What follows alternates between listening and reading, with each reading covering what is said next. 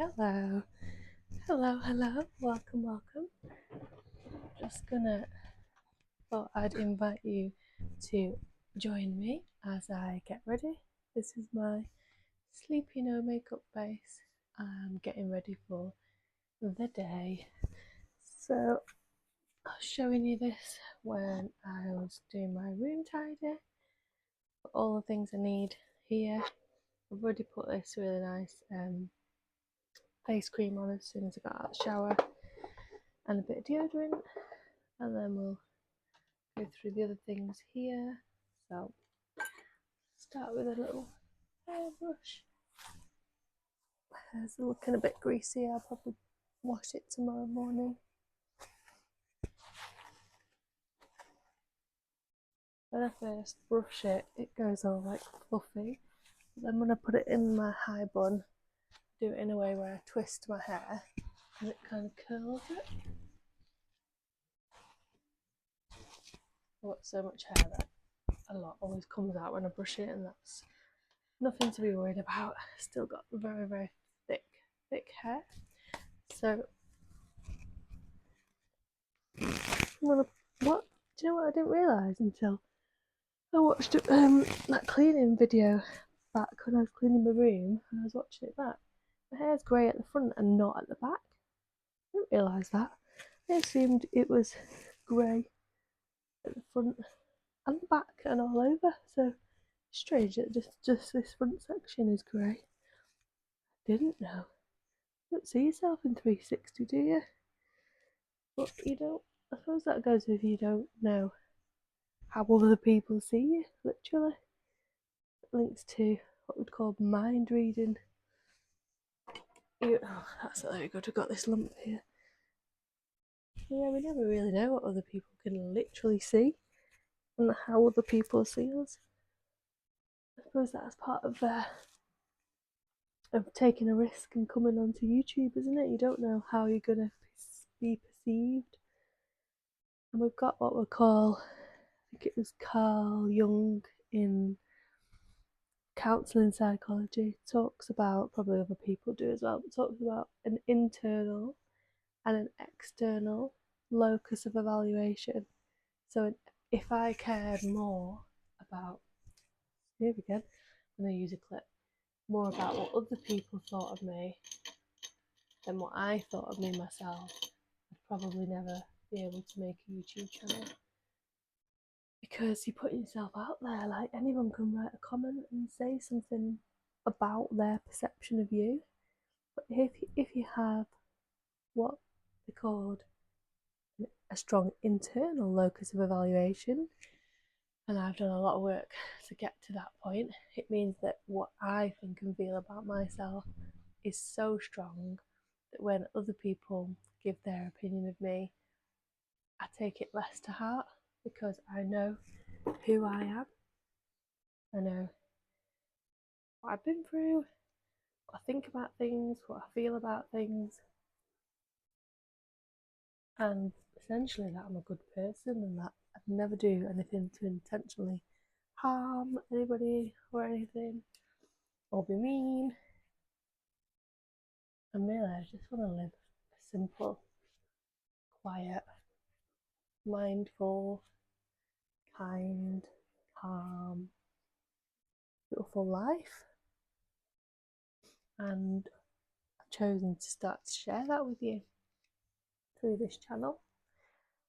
At the time of recording this, it's day 6 of me posting to YouTube on this channel, and I can't believe how it's going at the moment. Like, I don't know what I'm doing, I don't know how to edit, never edited one of my long form videos.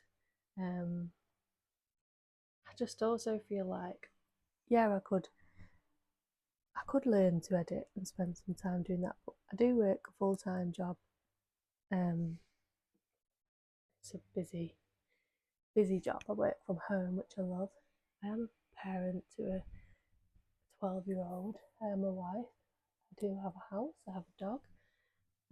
Friends and family. I have a lot of responsibilities. I have a busy, full life, and I suppose that's part of me doing the YouTube, that I want to live this quieter life. And really, this is me mapping out my early retirement. Like, if I could let go of some of my other work and do this more and share these like rituals, cozy rituals with you, then it becomes a kind of a self-fulfilling system where I'm living and breathing in this grounded, cozy, mindful way of being, which is a whole reason why we moved from being a city girl in Manchester to the countryside in Yorkshire for this quieter pace of life. And so I'm wanting my work to become that as well. So yeah, lots going on for me at this stage of life, midlife, thinking about working in a full time, working for somebody else. So in the past, I have run my own company before. I have done a couple. I used to run a company called The Owl and the Coconut. It was a mindful arts organisation. It was set up as a CIC, community interest company. So that means not for profit. So it was all about looking after other people. It was like mental health and well-being related. Absolutely beautiful, amazing time in my life. But the way I set it up meant financially it wasn't viable for me and the other people that were working there. Because it was the first business we ever set up, we didn't really know about all that side of it. But what I realised when COVID hit and I had time to step back and look at things, I was doing like tax return and I didn't have any. I was self-employed, I didn't have anything to fall back on financially. I lost everything, really lost that whole business bit by bit. I realised that I'd paid a builder more for a couple of days' work for him to build some internal walls and soundproofing for the space. Paid that job cost more. Well, paid the biz out of the business, paid him more to do that couple of days' work than I'd paid myself the whole year. And I was like, yeah, it's great to do good, and I loved doing that work.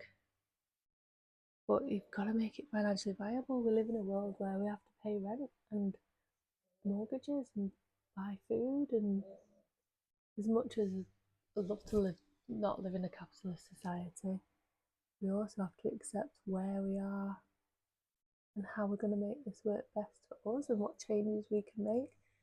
So for me, this YouTube dream is like being my own boss again, but do it in a way that nourishes and sustains me in all the ways. So you've got Maslow's hierarchy of needs, drawing a triangle with that. And the base layer is kind of like food and shelter, and you need that in place before you can do anything else, which goes up to like self-realization. You need those blocks in place. And I've been working all my life to get those blocks in place. And now I'm at my midlife.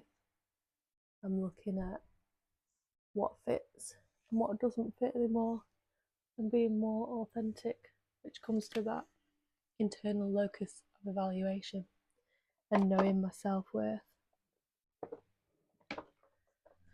and just being okay with myself. And I said it a lot in these first few videos, maybe it's going to become a catchphrase, knowing that good enough is good enough, because no one's perfect. And if I waited to do this filming in this channel until I was perfect, it would never get done, because nobody is perfect. We're all just trying to do our best in the circumstances. It's a bit strong, that. It's a beautiful, beautiful smell. In the circumstances that we've been given, or we found ourselves in, or we've self-created or co-created. So yeah, that is didn't know that was going to turn into a psychological TED talk, but that's what's pouring out of me this morning as I get ready. So thank you for joining me, sending you loads of love. See you soon. Monster. Hello. Hello.